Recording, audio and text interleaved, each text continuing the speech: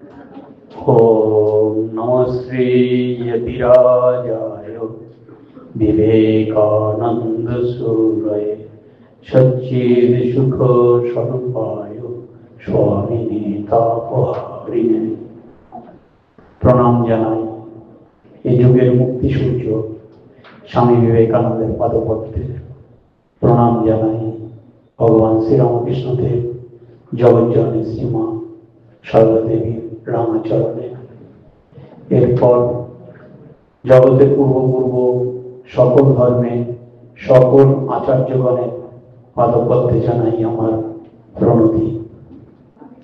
এখানে উপস্থিত আমার ভ্রাতৃপতি স্বামী উমাপদমন্দ মহারাজকে জানাই আমার কৃতজ্ঞতা শুভেচ্ছা। একটি সুন্দর বক্তৃতা তোমরা শুনলে। বক্তৃতার মধ্যে থেকে মহারাজ স্বামীজির জীবনের একটি বিশেষ দিকের কথা আলোচনা করছেন। এক কথায় বলতে পারবে তোমরা কে কোন দিকটার কথা বলেছেন? সেবা বললে একটু ছোট করে বলা হয়ে গেল। প্রেম প্রেম প্রেম, সকলকে ভালোবাসা। প্রেম শব্দটা অবশ্য এখন তোমাদের মধ্যে বিকারগ্রস্ত হয়ে গেছে। প্রেম বলতে আমরা বুঝি রাস্তাঘাটে যেগুলো দেখি, এগুলি প্রেম না, এগুলি শারীরিক বিকার। প্রেম শব্দটা আমি উচ্চারণ করার সঙ্গে সঙ্গে কারো কারো মুখেও দেখলাম সে বিকারটা চলে এলো। দোষ তোমাদের না, কালের দোষ, কালের দোষ। আমরা যারা শ্রীকৃষ্ণের ভজনা করি তারা আসলে প্রেম শব্দের অর্থ বুঝি না। স্বামীজি বলছেন, যাদের মধ্যে সামান্যটুকু কামের ভাব আছে তারা শ্রীকৃষ্ণকে বুঝতে পারবে না। তো ভগবান শ্রীকৃষ্ণকেই যে বুঝতে পারবে না, যে ভগবান শ্রীকৃষ্ণ সম্বন্ধেই ঠিক ঠিক ধারণা করতে পারবে না, সে প্রেমের কি বুঝবে? যা হোক, স্বামীজি বলছেন আছে এই একমাত্র ধন প্রেম। প্রেম প্রেমই সব পারে। স্বামীজি বলছেন আমাদের বড় কিছু করতে গেলে আমাদের তিনটি জিনিসের দরকার। 3P। কেউ বলতে পারবে 3P কি কি? স্বামীজি বলছেন পিউরিটি, পেশেন্স, পার্সিভারেন্স। এক নম্বরে purity. Purity, patience, perseverance. Purity অর্থাৎ কে বলবে? পবিত্রতা। পেশেন্স ধৈর্য। পার্সিভারেন্স অধ্যবসায়। জীবনে যখনই যা কিছু করবে, কায় মন বাক্যে, এই তিন তোমার মধ্যে আছে কি নেই আগে নিজেকে নিজে প্রশ্ন করো। স্বামীজি বলছেন 33 কোটি দেবতায় তোমার বিশ্বাস যদি থাকে কিন্তু নিজের ওপর যদি বিশ্বাস না থাকে তাহলে তোমার দ্বারা কিচ্ছু হবে না। আগে নিজের ওপর বিশ্বাস। কি বিশ্বাস? নিজের ওপর বিশ্বাস আমি সেই পরম জ্যোতির সন্তান, আমি সেই জ্যোতির্ময় ঈশ্বরের সন্তান, আমি এক বিশেষ কার্য সাধনের জন্য এই জগতে এসেছি এবং সেই জ্যোতির্ময় ঈশ্বরই এই যুগে আমার কাছে স্বামী বিবেকানন্দ। সেই ঈশ্বরই আমার কাছে স্বামী বিবেকানন্দ। স্বামী বিবেকানন্দ যেমন তার জীবনটা দিয়ে গেলেন, আমিও আমার জীবনটা স্বামীজিকে অনুসরণ করে দিয়ে যাব, যেমন দিয়ে গেছেন নেতাজি সুভাষচন্দ্র বসু। নেতাজি সুভাষচন্দ্র বসু বলছেন যে স্বামীজি যদি আজ বেঁচে থাকতেন আমি তার পায়ে এই জীবনটাকে সঁপে দিতাম, তবে আজ আমার কর্মের জন্য আমি তো স্বামীজির পাদপদ্মে নিজেকে সঁপে দিলাম। যে স্বামীজির পাদপদ্মে নিজেকে সঁপে দিতে পারবে সেই নেতাজি সুভাষচন্দ্র বসুর মতো হতে পারবে। নেতাজি সুভাষচন্দ্র বসু একটা আইকন। এরকম আমরা হতে চাই না আর 5টা মানুষ যেমন আয়ারাম গয়ারাম জগতে আসছে আর যাচ্ছে সেই হতে চাই? আসল কথা, স্বামীজি বলছেন, জন্মেছিস যখন আঁচড় কেটে যা, সমাজের বুকে দাঁত কেটে যা। কে কে দাঁত কেটে যেতে চাও? হাত তোলো। হাতগুলো ঠিকভাবে উঠছে না, সবল না তোমাদের হাতগুলো। আগে সবল হতে হবে, শরীরে মনে সবল হতে হবে, শরীরে মনে সবল হতে হবে। তাহলেই আমরা স্বামীজির কাজের জন্য ঝাঁপিয়ে পড়তে পারবো। স্বামীজির কাজের জন্য যারা ঝাঁপিয়ে পড়বে, স্বামীজির কাজের জন্য যারা নির্বাচিত, তারা কেমন হবে? স্বামীজি বলছেন, তারা ওই তাল গাছের মাথার উপর থেকে ঝাঁপ দিয়ে পড়তে পারবে।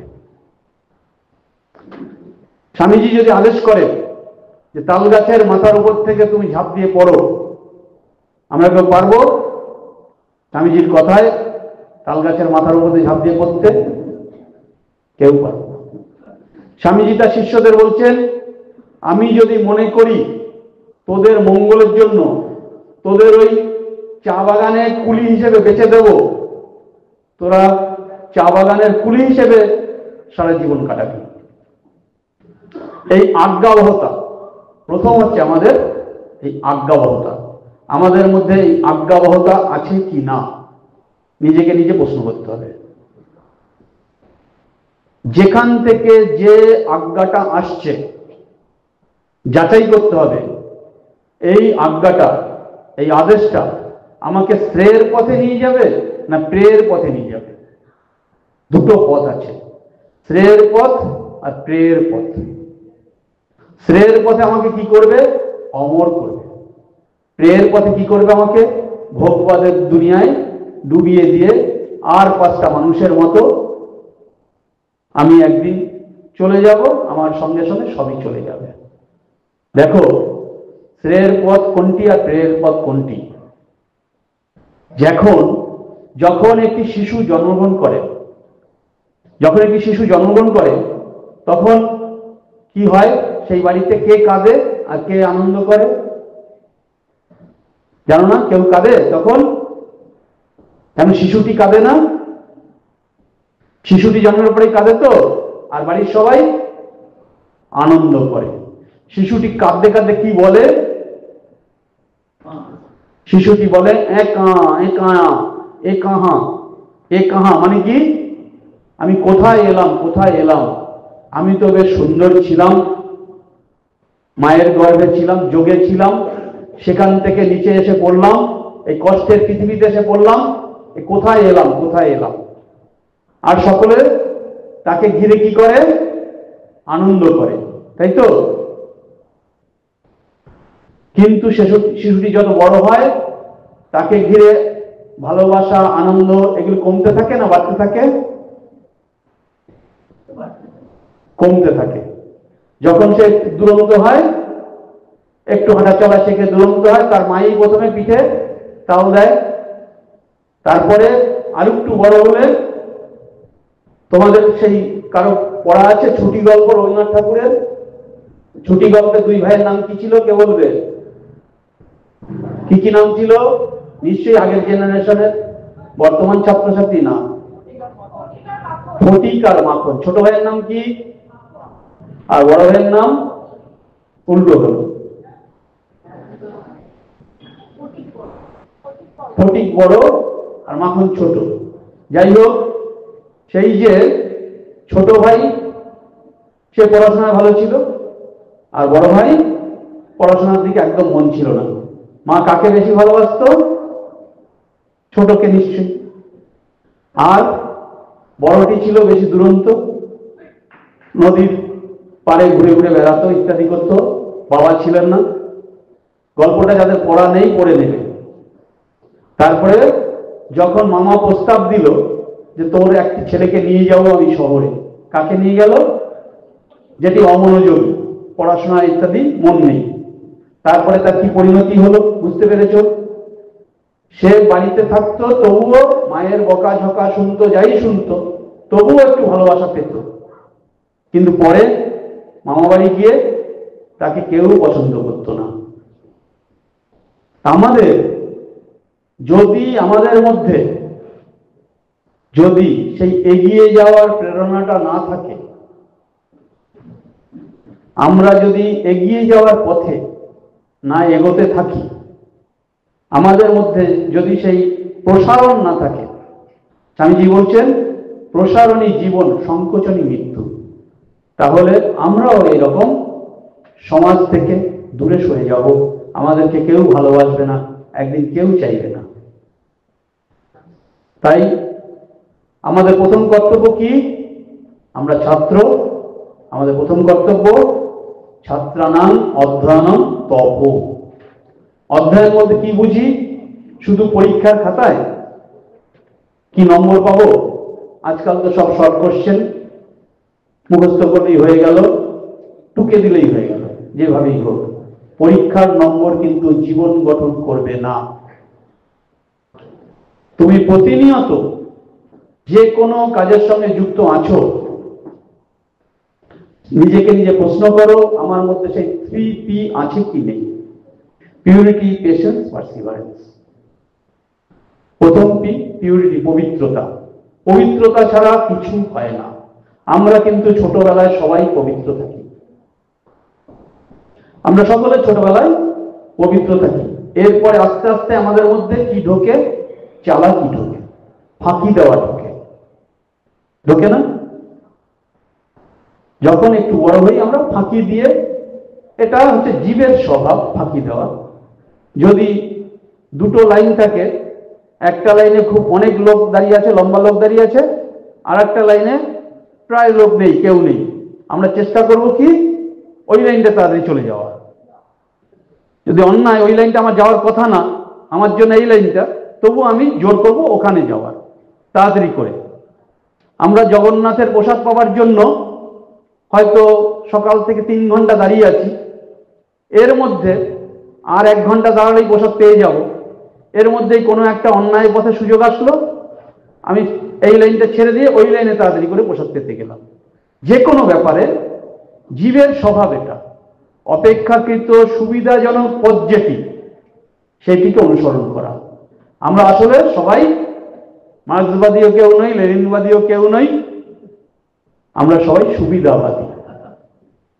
আমরা সকলে, যত বড় হবে বুঝতে পারবে, আমরা সবাই সুবিধাবাদী। কি না, নিজের জীবনটায় যত বেশি পারবো এনজয় করব। রকফেলার স্বামীজিকে বলেছিলেন যে আমি এই জগৎটাকে একটা লেবুর মতো মনে করি, এবং লেবুটাকে নিংড়ে যত তাড়াতাড়ি পারি তার সমস্ত রসটা নিংড়ে নিতে চাই। রকফেলার বলেছিলেন, স্বামীজি বলেছিলেন যে আমিও লেবুটাকে নিংড়াতে চাই, কিন্তু সেটা তোমার থেকে আরো স্থায়ী হবে। অর্থাৎ এই জগতে আমরা সবাই সুখ চাই, আমরা সবাই নাম কিনতে চাই। মানুষ চাই কি? সুখ চাই আর নাম যশ চাই। কিন্তু বেশিরভাগ মানুষের সেই নাম যশ বা সুখ স্থায়ী হয় না। কিন্তু যে নিজেকে দিয়ে যেতে পারে, জগতের মানুষের জন্য নিঃশেষ শেষে নিজেকে দান করে যেতে পারে, সেই সুখও পায়, শান্তিও পায়, নাম যশও পায়, অমর হয়ে যায়। তুমি আগের বক্তা মহারাজের কাছে শুনলে, স্বামীজি নিজেই বলে গেলেন যে আমার মৃত্যুর 10 বছরের মধ্যে দেখবে আমি ঈশ্বর রূপে পূজিত হচ্ছি। 10 বছর লাগেনি, তার আগেই তিনি ঈশ্বর রূপে পূজা পেয়েছেন। আজ তো সমগ্র বিশ্বে স্বামীজি পূজা পাচ্ছেন। এইরকম আমরা অমর হতে চাই না? আর 5টা মানুষ কি করে?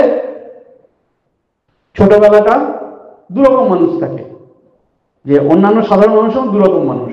এক রকমের থাকে, তারা ছোটবেলায় খুব মন দিয়ে পড়াশোনা করে, ইত্যাদি করে, কিন্তু তাদের নজর থাকে স্বার্থপরতার দিকে।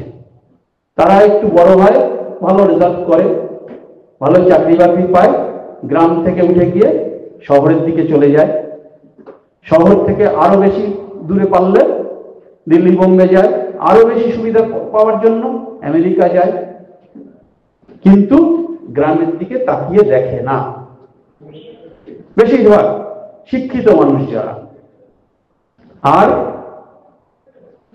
কিছু মানুষ আছে যারা গরিব ঘরে আছে বা সাধারণ ঘরে, তারা করে কি, ছোটবেলা থেকেই পড়াশোনাটা ভালো করে না করতে পারার জন্য পিছিয়ে পড়ে আস্তে আস্তে। হয়তো ছোটবেলায় ভালো ছিল, তারপরে আস্তে আস্তে পিছিয়ে পড়ে। তারপরে কি হয়, তার সারাটি জীবন কষ্টে কাটে। একই সঙ্গে একই ক্লাসে দুই বন্ধু পড়তো, একই ক্লাসে দুই বন্ধু পড়তো, কিন্তু একজন লেখাপড়ায় খুব দিন দিন আরো ভালো হতে থাকলো, ভালো হতে থেকে সে এরকম আমেরিকায় এখানে ওখানে চলে গেল, আর একজনের সে গ্রামেই পড়ে রইল, হয়তো কৃষি শ্রমিক হিসাবেই। আমি কৃষি শ্রমিকদের খারাপ বলছি না, সেইভাবে তার সারাটা জীবন খুব কষ্টে কাটলো। এটা গেল সাধারণ মানুষের কথা। সাধারণ মানুষের মধ্যে কেউ কেউ হচ্ছে কোটিপতি হয়, বাড়ি গাড়ি এটা ওটা সব করে, কিন্তু সে সুখের পিছনে দৌড়ায়, কিন্তু শেষে দেখা যায় তার ওগুলো, তার সম্পত্তিগুলো যত অশান্তি আনে। তার ছেলে মেয়েদের মধ্যে ওই সম্পত্তির ভাগকে বেশি নেবে, এই করার জন্য অনেকে দেখবে, খবরের কাগজ খুলে দেখবে, ছেলে মেয়েরা বাবা মাকে গোপনে খুন করিয়ে দেয়। তা সেই পরিবারটায় কি শান্তি আছে? সেই পরিবারটায় কি আছে? ধন আছে, সম্পত্তি আছে, কিন্তু শান্তি নাই। আর যে পরিবারটা একটু ধর্মকেন্দ্রিক, যে পরিবারের একটি আদর্শ আছে, যে পরিবারের বড়রা ছোটদের একটা সংস্কার দিতে পেরেছে, তারা শান্তি থাকতে পারে। তাদের মধ্যে কেউ বড় চাকরিও করতে পারে। বড় চাকরিটা করা, বেশি পয়সা আয় করাটা খারাপ বলা হচ্ছে না।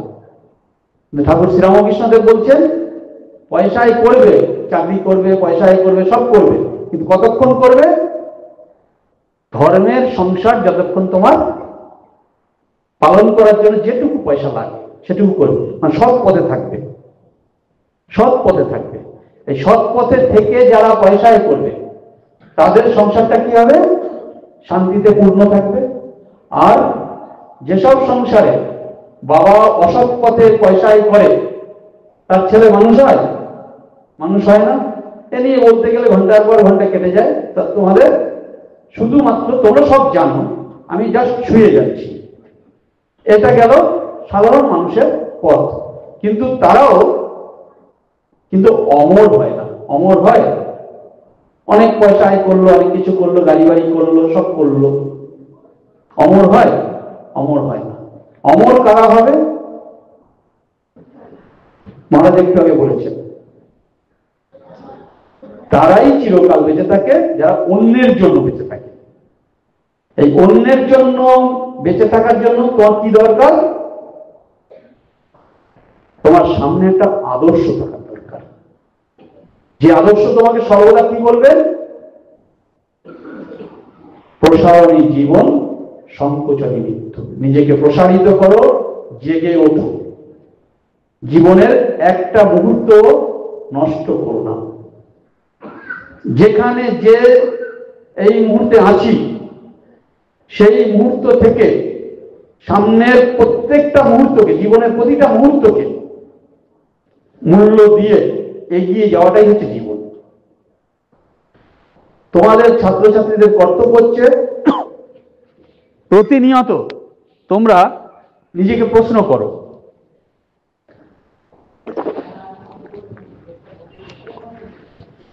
নিজেকে প্রশ্ন করো যে, নিজেকে প্রশ্ন করো, আমি আমার মূল্যবান জীবনে কোনো সময় নষ্ট করছি না তো?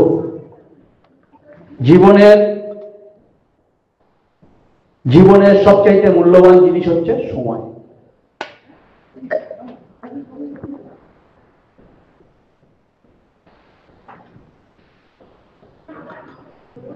যেমন ছোট্ট গল্প বলছি, গল্পের মধ্যে একটা ছোট্ট প্রশ্ন থাকবে।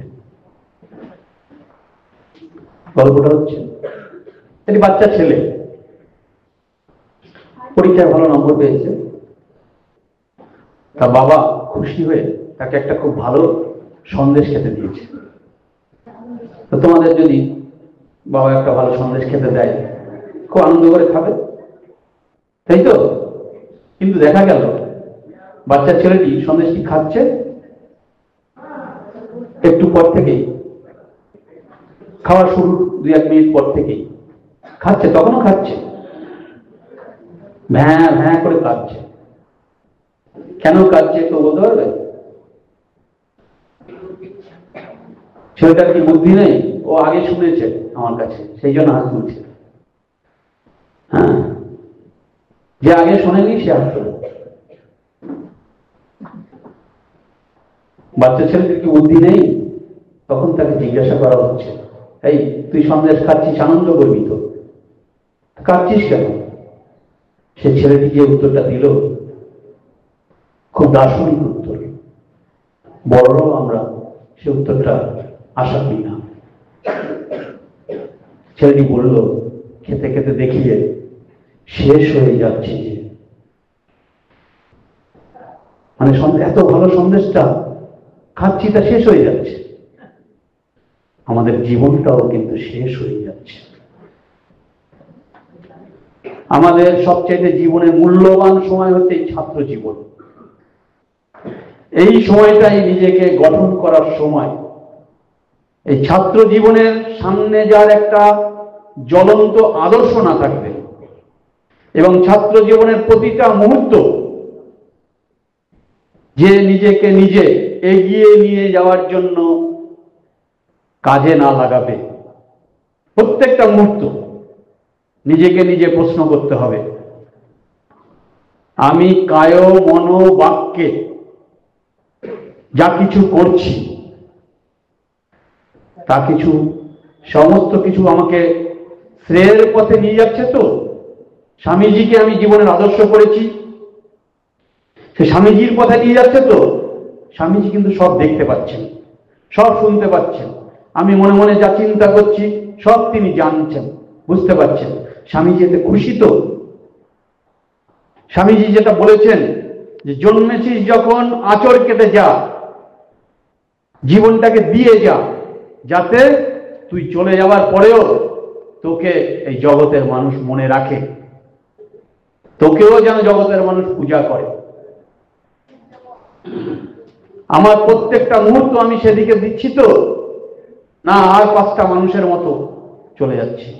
দেখো আজ পর্যন্ত পৃথিবীতে কত হাজার কোটি মানুষ জন্মগ্রহণ করেছে আর মরে গেছে, কটা মানুষকে পৃথিবী মনে রেখেছে? কিন্তু মনে রেখেছে কয়েকজনের নাম বলো তো দেখি, কে কে বলবে?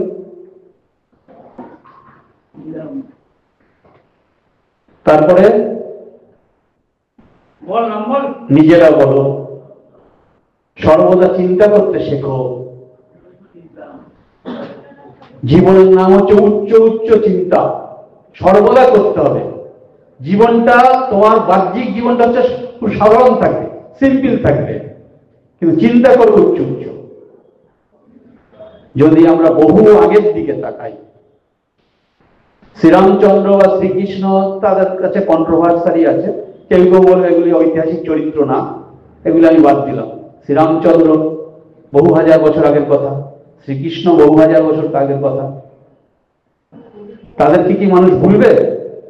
কিন্তু ইতিহাস যে পর্যন্ত গেছে তাতেও আমরা বলতে পারি কার নাম? বুদ্ধদেবের নাম, যীশু খ্রিস্টের নাম। কেন এদেরকে আমরা মনে রাখি? কেন এদেরকে হাজার হাজার বছর ধরে পৃথিবী মনে রাখবে? তোমার পাশের বাড়ির কোনো একটি লোক বছরখানেক আগে মারা গেছে, তাকে যদি কেউ খুঁজতে আসে বাইরে থেকে যে অমুকের বাড়িটা কোথায় ছিল, তুমি হয়তো ভুলে গেছো, কে কার নাম মনে রেখেছে। কিন্তু বুদ্ধদেবকে আমরা আজ 2500 বছর ধরে মনে রাখছি। কেন রাখছি? তাকেই মানুষ মনে রাখে যে জগৎকে কিছু দিয়ে গেছে। জগৎ হচ্ছে বড় স্বার্থপর জায়গা। জগৎকে যদি তুমি কিছু দিতে পারো তাহলে তোমাকে মনে রাখবে, আর না হলে কেউ মনে রাখবে না। তা জগৎকে দিতে গেলে কি করতে হবে? আগে নিজেকে তৈরি করতে হবে। স্বামীজি বলছেন বি অ্যান্ড মেক। এই সমস্ত সভা সমিতি অনুষ্ঠান ইত্যাদি হচ্ছে আমাদেরকে প্রেরণা দেয়। জীবনের উদ্দেশ্য আমরা যারা ঠিক মতো জানি না, সামনের দৃষ্টিভঙ্গিটা ঘোলাটে, কি করব কি করব না বুঝতে পারছি না, তারা এই সমস্ত সভা সমিতিতে এসে কিছুটা প্রেরণা পায়। আসলে আমরা একটা বিরাট রেলগাড়িতে ধরো সবাই যাচ্ছি, এক একজন এক এক সময় উঠেছি। সবার তো জন্মদিন একদিনে না, এক একজন এক একদিনে উঠেছি। আবার কে কখন রেলগাড়ি থেকে নেমে পড়বো তাও জানি না। আমরা আজ পর্যন্ত কত মানুষের সঙ্গে ধরো রেলগাড়িতে চড়েছি, কটা মানুষকে মনে রেখেছি।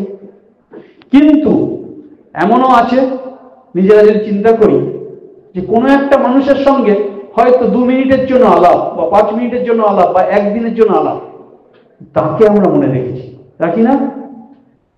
কারণটা কি? সেই মানুষটার যে সুন্দর ব্যবহার, সেই মানুষটার সঙ্গে যে কথা বলে বেশ কিছু প্রেরণামূলক বাক্য শুনেছিলাম, আমার জীবনে এগিয়ে যাওয়ার মন্ত্র পেয়েছিলাম, সেইগুলিতে আমাকে মনে রেখেছে। আর যে এই জগৎটাও তেমন। এই জগৎটা হচ্ছে, জগতে তুমি কত দিন ধরে দিলে ব্যাপার না, খুব অল্প সময়ের জন্য দিলেও, কিন্তু কিছু দিলে যদি, সেটাই ব্যাপার। বলা হচ্ছে মুহূর্তং জ্বলিতং শ্রেয়। মানে আমরা সবাই হচ্ছে জ্বলে ওঠার জন্য একটা দীপকাঠি বা ধূপকাঠি। মুহূর্তের জন্য যদি আমরা জ্বলে উঠতে পারি সেটাই শ্রেয়, কিন্তু ওই ধোয়া হয়ে হয়ে যদি মরি, আমাদের বিভিন্ন মানুষের জীবনটা হচ্ছে ধোয়া হয়ে হয়ে মরা। দেখো মানুষ প্রথম জীবনটা মনে করে সারাটা জীবন বেশ আনন্দে কাটিয়ে দেব, জগৎটা বুঝি খুব আনন্দের। কিন্তু যত দিন যায় দেখা যায় আমাদের প্রায় সবার ঘরেই বুড়ো বুড়ি আছে, ঠাকুমা দিদিমা দাদু আছে। তাদের সম্বন্ধে আমাদের ধারণা কি? এ আপদ মরলে বাঁচি, এক কথায় তাই না? বাবা মা ভাবছে মাত্র 2টো ঘর বাড়িতে, বুড়িটা এখনো বেঁচে আছে, যদি মরতো ছেলেটা বিয়ে দিতে পারতাম। ছেলেটা বিয়ে দিতে গেলে আর একটা ঘর লাগবে। আর যে কোনো ব্যাপারে বুড়ি কিছু জিজ্ঞাসা করলেই আপনারা যদি কি দরকার, আপনি খাচ্ছেন যাচ্ছেন শুয়ে থাকেন, আপনার অত কিছুতে দরকার নেই। মানে বুড়িটা যত তাড়াতাড়ি তত মঙ্গল, তাই তো? তোমার আমার জীবনেও তাই। যতদিন তুমি জগৎকে কিছু দিতে পারবে ততদিন তোমার জগতের কাছে প্রয়োজন আছে। যখন তুমি জগৎকে আর কিছু দিতে পারছো না তখন প্রয়োজন নাই। এই বুদ্ধদেব বা যীশু খ্রিস্ট বা শ্রী চৈতন্যদেব, এনারা বা শ্রীরামকৃষ্ণদেব, তাদেরকে আজ আমরা এখনো স্মরণ করি কেন? তারা এমন জিনিস দিয়ে গেছেন, তারা এমন জিনিস দিয়ে গেছেন যেটা যত খরচ করব তত বাড়বে। তারা আমাদের বাঁচার মন্ত্র দিয়ে গেছে। স্বামী বিবেকানন্দ আমাদের কি দিয়ে গেছেন? শুধু বাঁচার মন্ত্র না, অমর হওয়ার মন্ত্র, অমর হওয়ার মন্ত্র দিয়ে গেছেন। আমাদেরও এইভাবে তাদের কাছ থেকে অমর হওয়ার মন্ত্র নিতে হবে এবং জীবনটাকে সেইভাবে তৈরি করতে হবে, তাহলেই সার্থকতা। দেখো, সূর্যদেব যখন ভোরবেলা ওঠেন তখন তাকে দেখতে কত সুন্দর, তাকে আমরা সবাই মনে মনে বন্দনা করি, তিনি খুব আদরের হন। যত বেলায় ওঠে তত তার তেজ কি হয়? বাড়তে থাকে। যখন মধ্য গগনে থাকে তখন তার তেজ সমস্ত জগৎব্যাপী ছড়িয়ে পড়ছে। তেমন আমরাও যেন যখন জীবনের মধ্যগগনে থাকব, তখন যেন আমাদেরও তেজ সমস্ত জগতে ছড়িয়ে পড়ে, সমস্ত জগতের মানুষ যেন আমাদের কাছ থেকে কিছু পায়। আবার প্রত্যেকে একদিন চলে যেতে হবে। সূর্যদেব যখন যেমন অস্ত যান, আমাদের জীবনও যেমন অস্ত আসবে। সূর্যদেব যখন অস্ত যান, তখন প্রত্যেকেরই মনটা খারাপ হয়ে যায়, এত তাড়াতাড়ি তুমি চলে গেলে। তেমন আমরাও যদি চলে যাব, সেদিন যেন জগতে প্রত্যেকে আমাদের জন্য মন খারাপ হয়, কাঁদে। তাহলে আমরা যদি তেমন মানুষ হতে পারি, যারা জীবনের মধ্যগগনে যখন থাকবো, তখন জগতের প্রতিটি কোণায় কোণায় প্রত্যেকের কাছে আমাদের কর্মের ফল পৌঁছে যাবে, আমাদের চিন্তাধারা পৌঁছে যাবে। জগতের প্রতিটা মানুষ জানবে যে অমুক জায়গায়, ভারতবর্ষের অমুক জায়গায়, ওই গুড়াব গ্রামের বা ওই হারিট গ্রামের এইরকম একটি সূর্য উঠেছিল, এবং সেই সূর্য আজ সমস্ত জগৎকে কিরণ দিচ্ছে। আজ হারিট গ্রামকে কটা মানুষ চেনে জগতের? সারা পৃথিবীর মোটেই বেশি লোক চেনে না।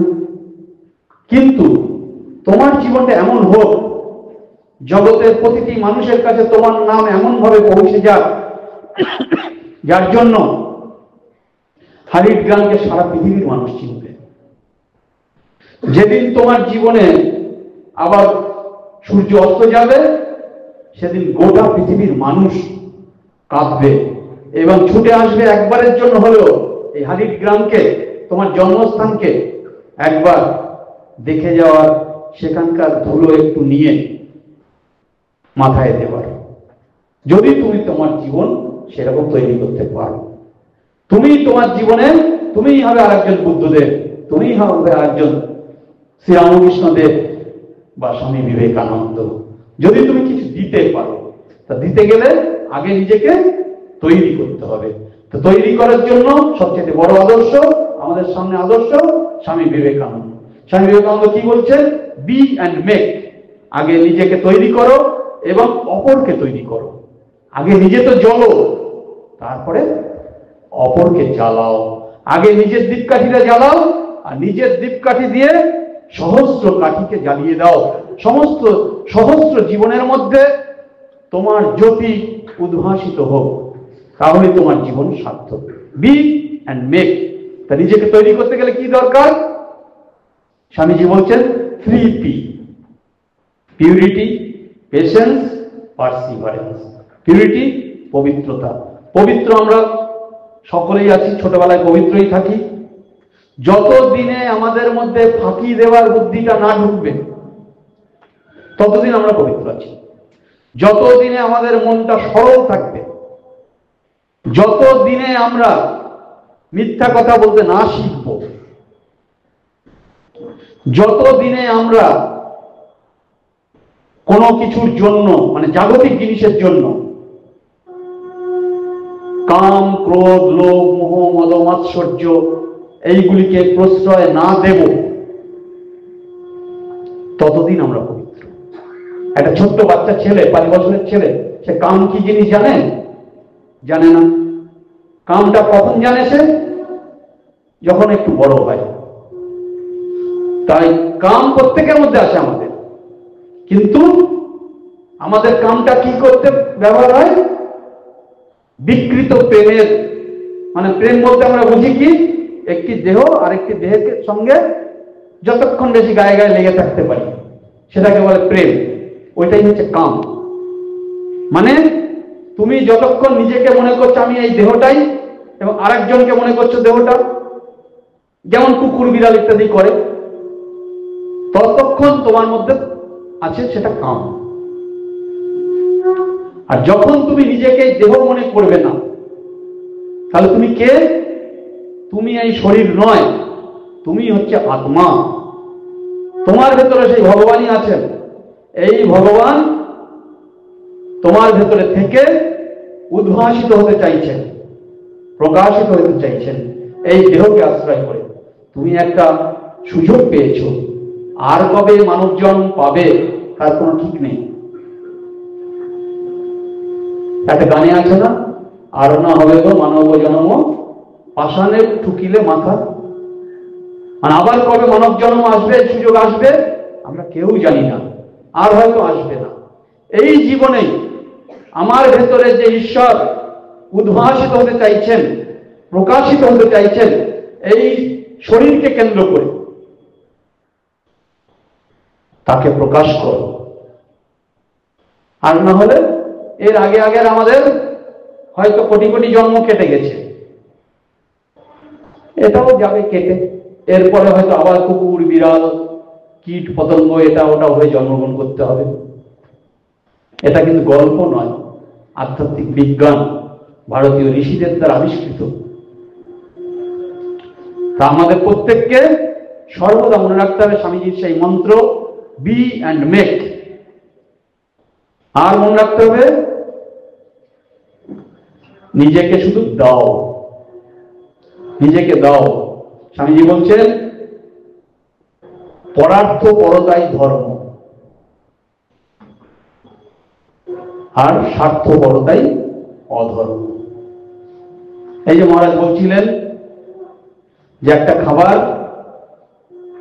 তুমি যদি অপরকে না দিয়ে একা একা লুকিয়ে খাও, খেয়ে মুখটা মুছে ফেললে, তাতে বেশি আনন্দ পাও না একটা খাবার, ধর একটা আম, যতগুলি ছোট ছোট টুকরো পাওয়া যায় সেটুকু সবাইকে সমান করে ভাগ করে দিয়ে তারপরে তুমি সামান্য একটু খেলে, তাতে বেশি আনন্দ। একদিন করে দেখবে তো,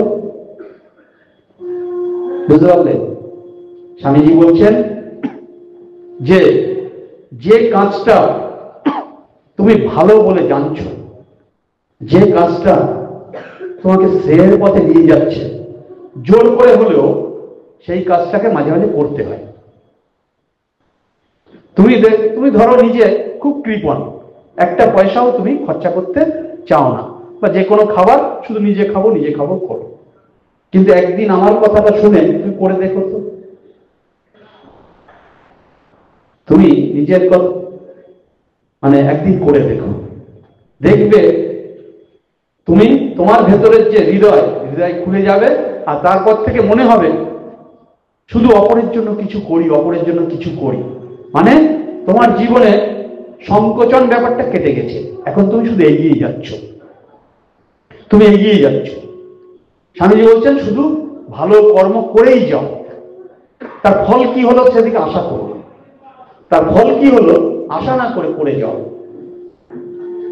জগতের একজন মালিক আছেন, তিনি তোমাকে দিয়ে ঠিক করিয়ে নেবেন। তোমার ভেতরে শুধু ইচ্ছা কি থাকতে হবে, তীব্র ইচ্ছা যে আমি একবারের জন্য হলেও জ্বলে উঠবো, এইভাবে ধিকি ধিকি করে আর 5টা সাধারণ মানুষের মতো মরব না। আমার জীবনটাকে আমি স্বামীজির কে আদর্শ করে এমন কিছু ভাবে, এমন কিছু কাজে দিয়ে যাব যাতে আমি চলে যাওয়ার পরেও, আমি চলে যাবো মানে কি, আমার শরীরটা চলে যাওয়ার পরেও আমাকে যেন জগৎ মনে রাখবে। আসলে তো আমি যাব না, আমি যে আত্মা, সে আত্মা কি হবে, এই দেহটা ছেড়ে আবার আর একটা দেহ ধারণ করবে, সেটা আবার অনেক অনেক দিক। তোমাদের হাতে মনে হয় সময় নেই আর বেশি, কটা বাজে? যাই হোক, আমাদেরকে সর্বদা মনে রাখতে হবে যে নিজেকে গঠন করতে হবে, এবং কোনোভাবে স্বার্থপরতা নিজের মধ্যে আনবো না, আর সময় নষ্ট করব না। ছাত্রানাং অধ্যয়নং তপ, পরীক্ষার রেজাল্ট তো ভালো করবই, আর যেখানে যে ভালো ভাবনাটা পাবো, যে ভাবনাটা আমাকে এগিয়ে যাওয়ার প্রেরণা দেয়, সেই ভাবনাটাকেই অনুসরণ করব। আর যা কিছু আমাকে সংকোচন ঘটায়, আমার জীবনে সংকোচন ঘটায়, যে বন্ধুর সঙ্গে মিলিত হলে, স্কুলে কলেজে বন্ধুর সঙ্গে মিশবো না, প্রত্যেকের সঙ্গে মিশবো, যে বন্ধুর সঙ্গে মিলিত হলে আমার ওই সময়টা একটু ভালো চিন্তায়, ভালো কাজে ব্যয় হবে, সেই বন্ধুর সঙ্গে মিশবো। যে বন্ধুর সঙ্গে মিললে আমার সময়ের অপচয় হবে সে বন্ধুর সঙ্গে মিশবো না। আমি সময়ের অপচয় করবো না মানে আমার স্বার্থপরতা না, না আমার সামনে পরীক্ষা অত 1 মিনিটের সময় নষ্ট করবো তা না। আমি উচ্চ উচ্চ চিন্তা, উচ্চ উচ্চ আদর্শ, ওর জীবনটা থেকে আমি কিছু নিতে যে পারছি কিনা এইটা আমাকে খেয়াল করতে হবে। জীবনে খেলাধুলা ইত্যাদি সব করতে হবে, কিন্তু লক্ষ্য একটা রাখতে হবে। বলছেন আচার্য শঙ্কর, লক্ষ্যচ্যুতম চেত ইয়দি চিত্তম ঈষৎ বহির্মুখম সন্নিপতের ততস্তত ইয়ত প্রমাদপচ্যুত কেলিকন্দুক সোপান পঙ্ক্ত পতিত যথা তথা। আমাদের জীবনে যদি একটা উচ্চ লক্ষ্য না থাকে, হ্যাঁ আমার জীবনে লক্ষ্য থাকতে পারে আমি লেখাপড়া শিখবো, বড় হবো, চাকরি বাকরি করবো, গাড়ি বাড়ি করবো, এটা খারাপ না, কিন্তু লেখাপড়াটা মন দিয়ে শেখো এখন আপাতত, বেশি কিছু চিন্তা না করে। কিন্তু যার জীবনে সেই লক্ষ্যটাও নাই, পড়াশোনা করে হবে কি, ওই তো দেখছি অমুকে লেখাপড়া শিখেছে চাকরি পাইনি, বেকার হয়ে ঘুরে বেড়াচ্ছে, অমুকে ঘুরে বেড়াচ্ছে, আমি লেখাপড়া শিখবো না, তার থেকে সহজে অন্য কোনো কিছু পয়সায় যাতে করা যায় সেদিকে দেখবো। জীবনে একটা উচ্চ লক্ষ্য থাকতে হবে। বলছেন কি, লক্ষ্যচ্যুতম চেত ইয়দি চিত্তম ঈষৎ বহির্মুখম সন্নিপতের ততস্তত ইয়ত প্রমাদপচ্যুত কেলিকন্দুক সোপান পঙ্ক্ত পতিত যথা তথা। মানে আমাদের জীবন থেকে যদি আমরা আদর্শচ্যুত হয়ে যাই মুহূর্তের জন্য যদি আমরা আদর্শচ্যুত হয়ে গিয়ে আমাদের সেই পবিত্র সত্তাকে ভুলে যাই, আমরা যদি ভুলে যাই যে আমি আমার বাবা মায়ের একমাত্র সন্তান, বা একমাত্র না হয় দুটি সন্তান, একটি সন্তান, আমার বাবা মা সৎ চরিত্রবান, আমার বাবা মা আমাকে নিয়ে স্বপ্ন দেখে যে আমার ছেলে বা মেয়ে বড় হবে, মানুষ হবে, সে আমার জন্য অনেক কিছু করবে, তার পরিচয় আমার পরিচয় হবে। আমার জীবনে তো আমার বাবা স্বপ্ন দেখে, আমার জীবনে তো স্বপ্ন ছিল যে আমি লেখাপড়া শিখে অনেক বড় হব, কিন্তু লেখাপড়া তো বেশি শিখতে পারলাম না, তা আমার মেয়েটা অনেক লেখাপড়া শিখুক। মায়ের স্বপ্ন যে আমার তো স্বপ্ন ছিল যে আমি ডাক্তার হব, তা আমার মেয়েটা যেন ডাক্তার হয় বা ইঞ্জিনিয়ার হয়। বাবা মা আমাকে স্বপ্ন দেখছে, আমার নিজেরও আবার বাবা মার জন্য গর্ববোধ করতে হবে যে আমার বাবা গরিব হতে পারে কিন্তু চরিত্রবান, সৎ, ধার্মিক। আমার বাবা মাকে লোকে ভালো বলে জানে।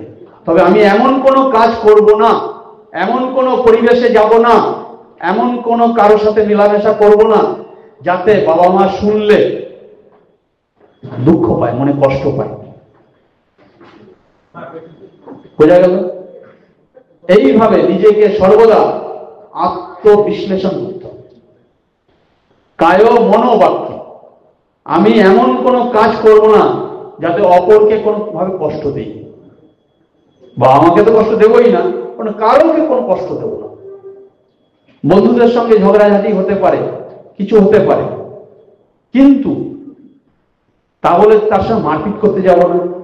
এটা হচ্ছে মানে কায়, মানে হাত দিয়ে মারপিট করা, কায় মানে শরীর, মন এমন কিছু তাকে কথা বলবো না যাতে আমার পরিচয়টা খারাপ হয়, কোনো নোংরা ভাষা তার প্রতি ব্যবহার করবো না।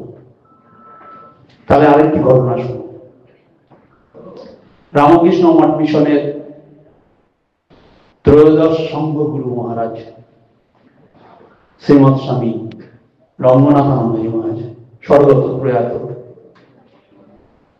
ওনার জীবনের একটি ছোট্ট ঘটনা। ওনার বয়স তখন 11-12 বছর। কেরালা ত্রিক্কুর বলে একটি জায়গা আছে, পাহাড়ের ওপরে ওনাদের ছোট্ট বাড়ি। আমি সে বাড়ি ঘরে দেখে এসেছি। মহারাজ আমার গুরুদেব ছিলেন।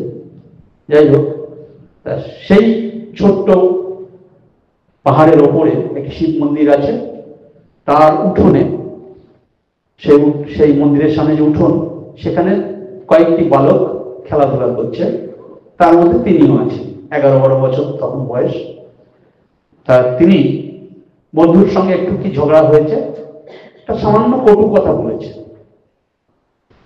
ছোটরা বলে না, রেগে গিয়ে বলে বা কিছু, তার মায়ের কানে সে কথাটি গেছে। মা কিন্তু ছেলেকে বকলেন না, ছেলেকে ডেকে বোঝালেন, বাবা তোমার জীবনে কিছু করতে হবে তো, যাই হোক তোমার জীবের উপরে মা সরস্বতী আছে, তুমি সেই জীব দিয়ে যদি কটু কথা বলো তাহলে জীব অপবিত্র হয়ে গেল। তুমি যদি জীব দিয়ে কটু কথা বলো, জীব অপবিত্র হয়ে গেল। সেই জীবে মা সরস্বতী কি আর তখন থাকবেন? তা তুমি লেখাপড়াও শিখতে পারবে না। মহারাজের মুখে এই কথাটি শুনি, এই স্মৃতি চারণাটা শুনি, মহারাজের বয়স যখন 95-96 বছর, তখনই ওনার 11-12 বছরের বয়সের এটা ঘটনা। আর 95-96 বছর বয়সেও উনি বলছেন, আমি সারা জীবন মায়ের এই কথাটি মনে রেখেছি। তারপর থেকে আমি কাউকে কখনো আমার জীবনে খারাপ কথা বলিনি। আর খারাপ কথা তো দূরের কথা, কারোর সঙ্গে জোরে চিৎকার করেও কথা বলিনি, কাউকে বকাঝকাও দেই। এইভাবে আমরা যদি জীবনে একটা উপদেশও মনে রাখতে পারি, সে যার কাছ থেকেই আসুক, আর সেইটিকে যদি জীবনে প্রতিফলিত করতে পারি, আমাদের জীবনই সুন্দর হয়ে যাবে। মহারাজের জীবন কেমন সুন্দর হয়েছিল তাহলে দেখো। 11-12 বছর বয়সে শুনলেন কথাটা। মহারাজের যখন 15-16 বছর বয়স, নবম শ্রেণী থেকে পাশ করে 10ম শ্রেণীতে সবে গেছেন, সেই সময় উনি বাড়িঘর ছেড়ে দিলেন, দিয়ে রামকৃষ্ণ মঠ মিশনের ব্রহ্মচারী হলেন। অত অল্প বয়সে কিন্তু আমাদের নেওয়া হয় না সঙ্গে, 18 বছর না হলে নেওয়া হয় না, কিন্তু উনি হচ্ছেন এক্সেপশনাল, ওনাকে নেওয়া হলো। সেই 18 বছর হয়নি তো, এই 17 বছরের মতো বয়স তখন। সেই বয়সে উনি সঙ্গে যোগদান করলেন। করার পরে সে সময় তো সঙ্গে বেশি সাধু ব্রহ্মচারী ছিল না, আর সঙ্গে এত পয়সাও ছিল না, ওনাকে নিদারুণ কষ্ট করতে হয়েছে। একা ব্রহ্মচারী ছিলেন একটা আশ্রমে, কাঠ কাটা, কয়লা ভাঙা, উনুন ধরানো, রান্না করা, বাজার করা, গরুর সেবা করা, পুজো করা, একটা আশ্রমের যা যা কাজ থাকে সব উনি করেছেন। এবং যখনই সুযোগ পেতেন বই খুলে বসতেন, হয়তো ভাত ফুটছে, রান্না চাপিয়েছেন আর বই পড়ছেন, ভাত ফুটছে বই পড়ছেন। এইভাবে উনি পড়াটাই ওনার ছিল ধ্যান জ্ঞান। উনি ওনার সারা জীবনে বলছেন কমপ্লিট ওয়ার্কস। কমপ্লিট ওয়ার্কস মানে স্বামীজি সারা জীবনে যা রচনা করে গেছেন আর কি, বাণীয় রচনা বাংলায় বলে, সেটা 10টা খণ্ড আছে। ইংরেজিতে তেমন আছে, ইংরেজিতে, বাংলায় বলে বাণী রচনা, আর ইংরেজিতে বলে কমপ্লিট ওয়ার্কস। সেই 10টা খণ্ড উনি সারা জীবনে 64 বারের উপর পড়েছেন। এবং ওনার এমন মেমোরি ছিল, যে কেউ ধরো দেখে দেখে বইটা পড়ছে, পড়তে গিয়ে সামান্য ভুল বললে, উচ্চারণে সামান্য গন্ডগোল করলে উনি সঙ্গে সঙ্গে ধরতে পারতেন। গীতা, উপনিষদ ইত্যাদি সব ওনার মুখস্থ। পরবর্তীকালে মঠে যারা গীতা মুখস্থ, গোটা গীতাটা মুখস্থ যারাই দিতে পারত, তিনি মহারাজ তাদেরকে প্রাইজ দিতেন, ইত্যাদি ইত্যাদি। যাই হোক, মহারাজের কেমন মেমোরি ছিল। স্কুল কলেজে তো বেশি পড়েননি, রবীন্দ্রনাথ স্কুল কলেজে বেশি পড়েছেন, কিন্তু তার বই সারা পৃথিবীর মানুষ পড়ছেন। তাহলে বিদ্যা সমস্ত কিছু আমাদের ভেতরেই আছে, তাকে যদি আমরা জাগাতে পারি, এই জাগানোর মন্ত্রই হচ্ছে স্বামী বিবেকানন্দ। এই মহারাজের কথা বলছিলাম। মহারাজ পৃথিবীর সমস্ত দেশে ঘুরে বেড়েছে। স্বাধীন ভারতে ওনাকে অ্যাম্বাসাডার করে, মানে কালচারাল অ্যাম্বাসাডার করে, সারা পৃথিবীর যে বড় বড় যে দেশগুলো, 50টার উপরে দেশে ওনাকে ঘুরিয়েছেন, সমস্ত বড় বড় যে ইউনিভার্সিটিগুলো, সমস্ত জায়গায় উনি গিয়ে ভারতবর্ষের কথা, উপনিষদের কথা, গীতার কথা ব্যাখ্যা করেছেন। উনি জলের মতো ইংরেজি বলতে পারতেন, লিখতে পারতেন। ইংরেজি ছাড়াও আরো 6টা ভাষা উনি লিখতে পড়তেও বলতে পারতেন। ইংরেজি, হিন্দি, সংস্কৃত তো আছে, নিজের মাতৃভাষা মালয়ালম তো আছে, মোট 7টা ভাষা। এগুলো কোথায় শিখলেন? কোন স্কুল কলেজে শিখেছেন? না, ওই কাঠ কাটতে কাটতে, কয়লা ভাঙতে ভাঙতে, রান্না করতে করতেই শিখেছেন। তো এইভাবে যদি তুমি একটা বাণীও জীবনে ঠিক ঠিক প্রয়োগ করতে পারো, তাহলে তোমার জীবনটা সুন্দর হয়ে যাবে। মহারাজের জীবনটা এত সুন্দর ছিল, বলা হয়, অনেকেই বলেন যে রামকৃষ্ণ মঠ মিশন হচ্ছেন তিনি সেকেন্ড বিবেকানন্দ। স্বামী বিবেকানন্দের পরে তিনিই হচ্ছেন এই ভারতের বেদান্তের বাণী ইত্যাদি ছড়াচ্ছেন। তো এইরকম আমাদের হতে হবে, আদর্শে নিষ্ঠা থাকতে হবে যে না, আমি জীবনে এটি পালন করব। আমরা অনেক কিছু শুনি, কিন্তু পালন করি না। আর ব্যস্ত হলে হবে না, আজকে শুনলাম কালকেই আমি হয়ে যাবো বিখ্যাত, তা না। কোনো ভালো কাজ, কোনো বড় কাজ চালাকির দ্বারা হয় না, ফাঁকি দিয়ে হয় না, দুদিনে হয় না। স্বামীজি বলছেন যে কত তো জীবন গেছে, আর একটা জীবন চলে যাক না। স্বামীজির মতো মানুষ যদি বলতে পারেন এই কথা, যে আর একটা জীবন চলে যাক না, তা আমরা কেন পারবো না? আমাদের তাই প্রথমে নিজেদের জীবন গঠন করতে হবে, তারপরে আমাদের সাধ্য মতো অপরকে আলোকিত করতে হবে, অর্থাৎ নিজের প্রদীপটা জ্বলে উঠবে আর অন্য প্রদীপগুলোকে জ্বালিয়ে তুলতে হবে। আর তার জন্য দরকার কি? জীবনে একটি আদর্শ। এই আদর্শ মতো যদি আমরা ঠিক মতো জীবনযাপন করি, তাহলে জীবন গঠন হবে। তারপরে সমাজকে কিছু দিতে পারব। সমাজকে কি দেব? সমাজকে দেওয়ার জন্য স্বামীজি বলতে 4 প্রকার দান আছে। সমাজের কেউ বুভুক্ষু আছে, বুভুক্ষু না খেয়ে আছে, দরিদ্র বুভুক্ষু, তাদেরকে তোমার সাধ্য মতো তুমি অন্ন দাও। তার থেকেও বড় দান কি? তুমি একটা মানুষকে কতদিন অন্ন দেবে? বেশি দিন পারবে না। তাকে ভালোবেসে সে বেকার ছেলেটিকে বা মেয়েটিকে তুমি একটা অন্ন সংস্থানের ব্যবস্থা করে দাও, একটা চাকরির ব্যবস্থা করে দাও, সে যাতে নিজের পায়ে নিজে দাঁড়াতে পারে। এটা এক রকমের দান। কেউ অসুস্থ, বিনা চিকিৎসায় পড়ে আছে, তাকে একটু সেবা করো, তার যাতে ভালো চিকিৎসা হয়, ভালো ডাক্তারের কাছে নিয়ে যাও। কিন্তু এগুলি সব করতে হবে কি? নিষ্কাম ভাবে। তোমার জন্য আমি কিছু করেছি, তুমি আমার জন্য কিছু করবে, এই না, আমি করে যাচ্ছি। স্বামীজি বলছেন, দাও আর বিনিময়ে ফিরে কিছু নাহি চাও। আছে আমাদের হৃদয়ে সেই প্রেম, ভালোবাসা। মানুষকে ভালোবাসতে হবে। মানুষকে ভালোবাসলেই নিঃস্বার্থ ভালোবাসা। যে আমার যার সঙ্গে স্বার্থ আছে তাকে ভালোবাসবো, অন্যকে ভালোবাসবো তা নয়, সকলকে সমানভাবে ভালোবাসতে হবে। ভালোবেসে তার যেটি প্রয়োজন তাকে সেটি দাও।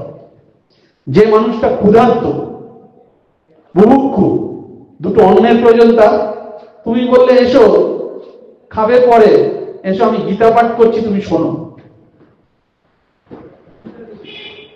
স্বামীজি বলছেন, বুভুক্ষু মানুষকে দুটো অন্ন না দিয়ে তাকে ধর্ম শিক্ষা দিতে যাওয়া হচ্ছে মানবিকতার অপমান।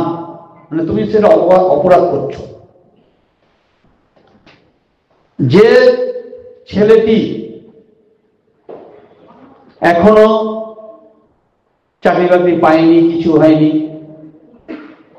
তাকে তুমি বললে এই রোজ গীতা পাঠ করবি, কিন্তু না, তাকে দেখতে হবে তোমার তার কোন জিনিসটি তার অপূরণ আছে। সে হয়তো খেলাধুলায় ভালো, তাকে যদি তুমি একটু ভালো খেলাধুলার ট্রেনিং যেখানে পায় সেখানে তাকে যোগাযোগ করিয়ে দাও, সে আগে একটা চাকরি পেয়ে যাক খেলাধুলা থেকে, তারপরে তুমি তাকে গীতা পাঠ করো। বুঝা গেল? তা যার যেটি প্রয়োজন, আশু প্রয়োজন, তাকে সেটি দাও। স্বামীজি তাই সেই জন্য বলছেন যে গীতা পাঠ করার চাইতে ফুটবল খেলা তোমাকে ঈশ্বরের দিকে আরো এগিয়ে নিয়ে যাবে। কেন যাবে? তুমি যদি শারীরিকভাবে দুর্বল হও, তুমি কি গীতার বাণী বুঝতে পারবে? গীতার বাণী কে কাকে দিয়েছেন? ভগবান শ্রীকৃষ্ণ অর্জুনের মতো বীরকে দিয়েছেন। যে অর্জুন তখন ছিলেন পৃথিবীর মধ্যে 1 নম্বর বীর, তাকে দিয়েছেন। যে দুর্বল, যার পেটে ভাত নেই, সে প্রথমে গীতা পাঠ করে কি করবে? তার গীতা পাঠের থেকে ফুটবল খেলা কেন ভালো বুঝতে পেরেছ?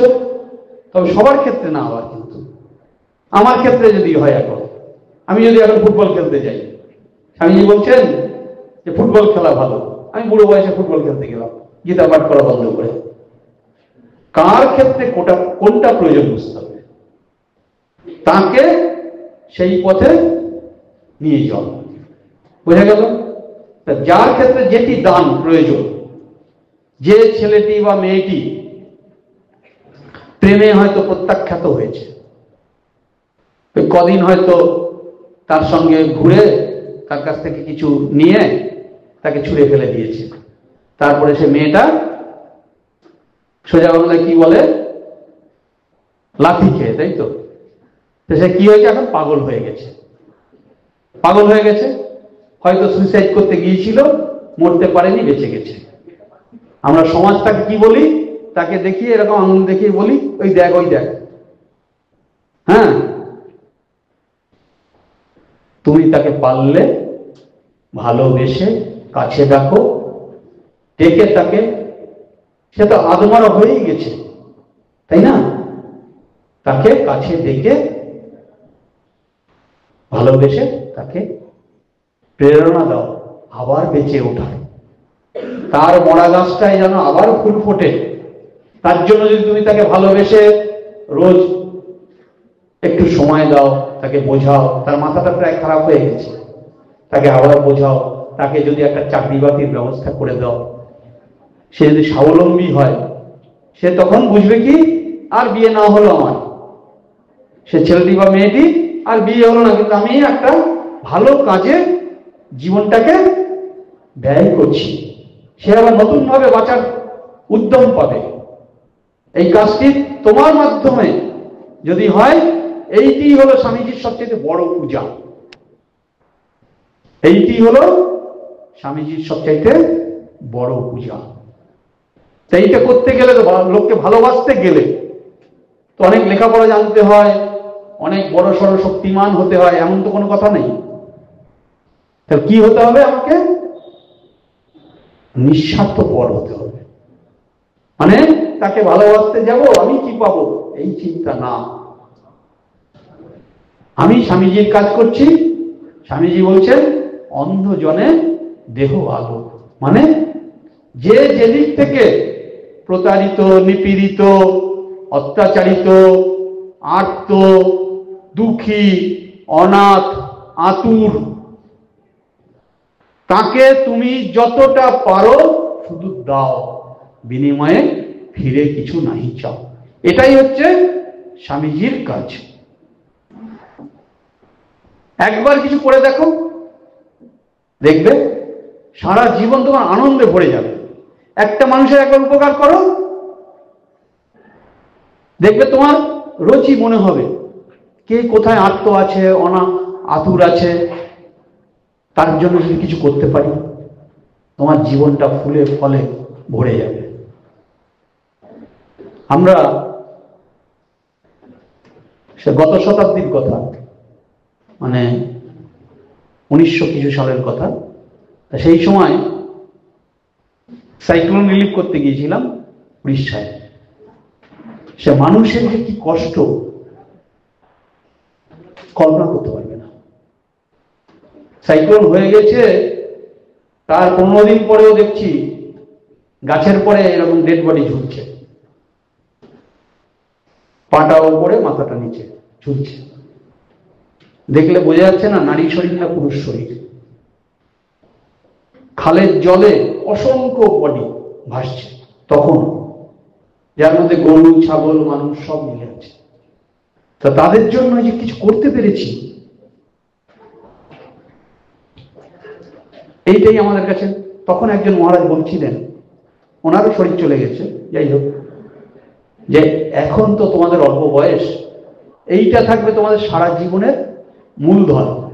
এই যে মানুষের জন্য কিছু করতে পারলে, যখন তুমি ধরো শেষ বয়স সবার আসবে, যখন তুমি বিছানায় শুয়ে থাকবে, কিছু মানুষের জন্য করতে পারছো না, কিন্তু এইটুকু তোমার থাকবে মূলধন, যে না আমি ভগবানের কাছে তো কিছু করেছি, ভগবানের সন্তান, ভগবানের শ্রেষ্ঠ সংস্করণ হচ্ছে আমাদের এই মানব শরীর, এই মানুষের জন্য আমি কিছু করতে পেরেছি। তো তুমি দেখবে শান্তিতে, শেষের দিনে শান্তিতে, আনন্দে চলে যেতে পারবে। তাই যখন মানুষের জন্য যেভাবে হোক, যেখানে হোক, যেটুকু পারো করো। স্বামীজি বলছেন যে কথা অনেক হয়েছে, কাজে কিছু করো, এটাই হচ্ছে কাজে কিছু করা। তাহলে 2 রকমের দান হলো। এর থেকে উচ্চ দান হচ্ছে কি? শিক্ষাদান। তোমার বাড়ির পাশে কোনো গরিব শিশুরা আছে, তাদের লেখাপড়া শেখার সুযোগ নেই, তুমি রোজ তাকে দিনের মধ্যে কিছুটা সময় একটু তাকে অক্ষর চেনানোর কাজে সাহায্য করো,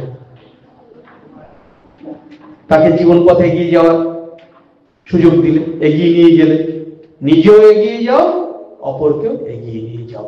এর থেকে উচ্চদান কি? ধর্মদান, আধ্যাত্মিক জ্ঞান দান। আধ্যাত্মিক জ্ঞান দান মানে কোনো একটা ব্যাপারে সীমিত না। যেমন একটু আগে যে বললাম, যে যে ছেলেটি বা মেয়েটি বিপথে চলে গিয়েছিল, আত্মহত্যা করতে যাচ্ছিল, তুমি তাকে প্রেরণা দিয়ে তার মরা গাছে আবার ফুল ফোটাবে, তার মরা নদীতে আবার বান ডাকাবে, তাকে সে আবার বাঁচার প্রেরণা পেল, সে আবার নতুন করে বেঁচে উঠল, জীবনের সব শোক মোহ সব ভুলে গেল। এইটা হচ্ছে তুমি সব থেকে বড় দান করলে। এটাই হচ্ছে আধ্যাত্মিক জ্ঞান দান এক রকমের। এটাই হচ্ছে ধর্মদান। ধর্ম কি? ধর্ম মানে হচ্ছে যে আদর্শ, যা কিছু আমাদেরকে এই সুন্দর পৃথিবীতে, এই ভগবানের সৃষ্ট পৃথিবীতে আমাদেরকে একটা নির্দিষ্ট ছন্দের মধ্যে রেখে এই পৃথিবীকে আরো সুন্দর করে গড়ে তোলে, তাই হচ্ছে ধর্ম। ধর্ম মানে কি? দুটো বিপরীত পরিবেশের মধ্যে যে সমন্বয় করে এগিয়ে যেতে পারে, তাই হচ্ছে ধর্ম। এটা সব থেকে বেশি পারে কে? ভগবান নিজে। দেখো, প্রতিটা জিনিসের মধ্যে কিন্তু দুটো বিপরীত স্বভাব আছে, খুব ভালো করে যদি আমরা খেয়াল করি।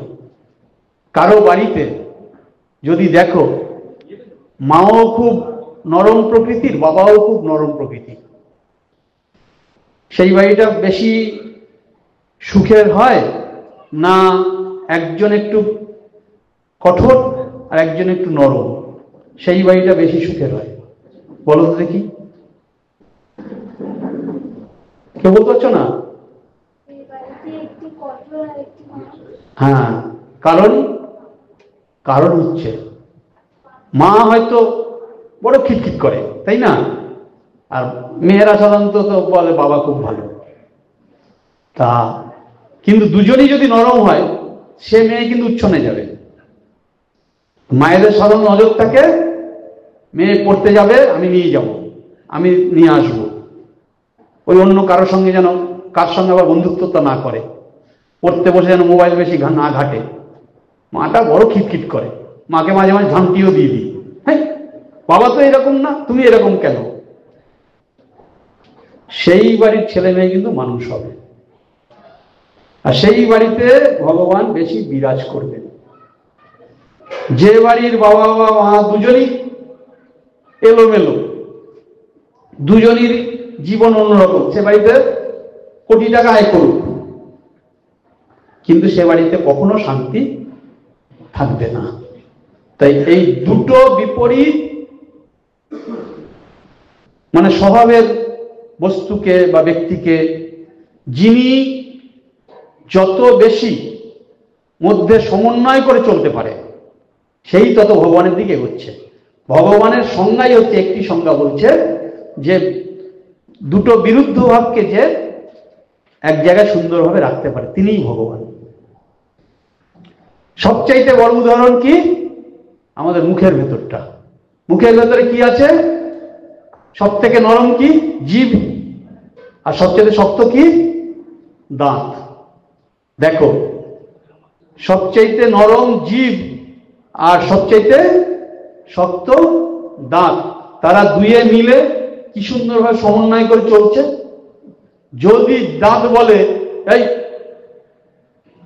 অত সবসময় নড়ছিস কেন, আমি দেব তোকে এক কামড়, তা কি হবে? আর জীব যদি বলে, তুমি অত ফটর ফটর করো কেন, তোমার দাঁত, তোমার গোড়ায় তোমার খাবারটা আমি এগিয়ে দেই বলে তো তুমি চেবাতে পারো। জীব খাবারটাকে দাঁতের গোড়ায় এগিয়ে দেয় না? কিন্তু দাঁত দেখো কঠোর, সবচেয়ে শক্ত জিনিস, কিন্তু দাঁত আগে পড়ে যায় না জীব আগে পড়ে যায়? কেউ কখনো শুনেছো নাকি কার জীব পড়ে গেছে? হ্যাঁ, কিন্তু দাঁত এক সময় পড়ে যায়। আসলে যে যত বেশি কঠোর হয় সে তত কিন্তু কম দিন বাঁচে, যে তত মৃদু হয়, যে যত বেশি মৃদু হয় সে কিন্তু তত বেশি বাঁচে। দুটো গাড়ি, একটা গাড়ি যখন রাস্তা দিয়ে যায় খুব জোরে শব্দ হয়, আর একটা গাড়ি যখন রাস্তা দিয়ে যায় একটুও শব্দ হয় না। কোন গাড়িটা বেশি দামি? কোন গাড়িটা বেশি দিন চলবে? যে গাড়িটার কোনো শব্দ নেই। সমস্ত কিছুতে মধ্যে সবচেয়ে বড় গুণ হচ্ছে মৃদুতা। দেখো, মৃদুতার সবচেয়ে বড় উদাহরণ হচ্ছে আমাদের শ্রীমা সারদা দেবী। শ্রীমা সারদা দেবী দেখো, নীরবে কি সুন্দর সারা জীবনটা চুপচাপ অবগুণ্ঠনে থেকে কাটিয়ে দিয়ে গেলেন। তিনি কি কোথাও কোনোদিন লেকচার দিতে গেছেন? কিন্তু দেখো কি সুন্দরভাবে, আবার যদি কখনো সুযোগ হয় তোমাদের সঙ্গে একদিনকে মাতৃ অনুধান করব, তা আমার প্রিয় ছাত্রছাত্রী বন্ধুরা, তোমরা এইটুকু শুধু মনে রেখো যে জীবনে যেখান থেকে যেটুকু পাবো সেটুকুকে নিজের জীবনে কাজে লাগিয়ে নিজের পথে এগিয়ে যাব, এবং এই জীবনেই আমার জীবন প্রদীপকে জ্বালিয়ে তুলব, এবং তার অগ্নিশিখায় আরো যে কটা পারবো প্রদীপ জ্বালিয়ে যাব। সবাই ভালো থাকো, আনন্দে থাকো। ওম শান্তি শান্তি শান্তি। হরি ওম তৎসৎ। শ্রীরামকৃষ্ণার্পণমস্তু।